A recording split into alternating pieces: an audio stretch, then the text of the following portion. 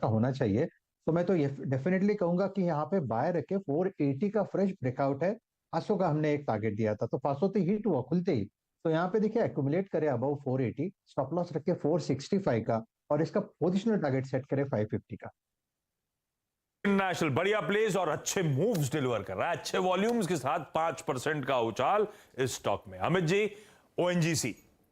जी Ashish ji, ONGC का अगर हम स्ट्रक्चर देखें तो काफी दिनों से ये 200 डेमो और अपने बाकी मूविंग एवरेजेस पे कंसोलिडेट कर रहा है। स्टॉक ने 5 से 6 दिनों का पुल बैक दिया था और आज हमने एक इसमें अपटिक देखा है।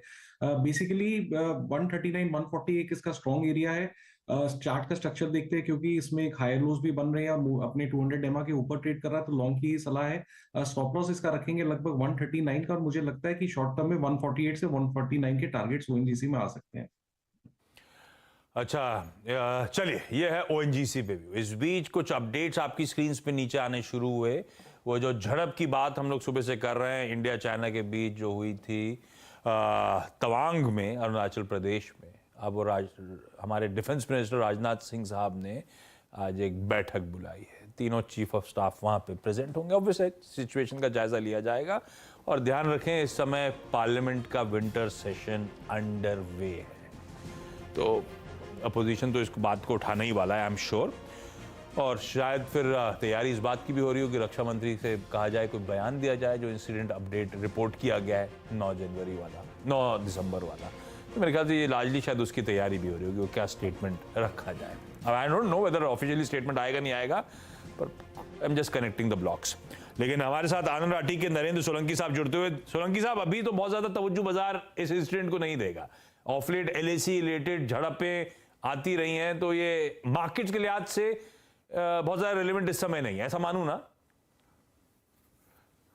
जी हाँ, इमीडिएट शॉर्ट टर्म में आप कह सकते हैं, लेकिन इसमें एक बैकग्राउंड में आपको ये भी दे दूं कि इंडिया का एक बहुत बड़ा नो टाइम इशूड है 15 और 16 दिसंबर को, जो कि टेस्ट है।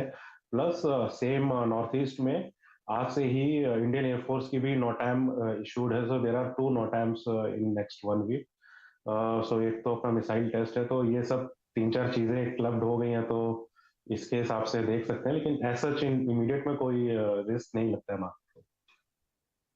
ओके, ठीक है। तो ये सब चीजें क्लब होती हुई, लेकिन इस समय तो लेकिन नजर रखेंगे और इस पर डिटेल्ड कवरेज अपडेट आपको देते रहेंगे। चलिए, 4 का चौका का टीजर दे रहा हूं। एक्सपर्ट से बहुत बढ़िया स्टॉक पिकिंग कर दी है।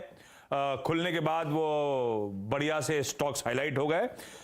अब 4 का चौका की बारी। लाइए स्टिंग डायरेक्टर साहब, और उसके बाद दिखाइए एक एक करके सारे इंडिविजुअल स्टिंग्स। ये आ गया सस्ता ऑप्शन। शुभम के पास जाने वाला हूं कुछ ही देर में। शुभम, एक बढ़िया सा सस्ता ऑप्शन ट्रेड हमेशा की तरह प्लीज रेडी रखिएगा।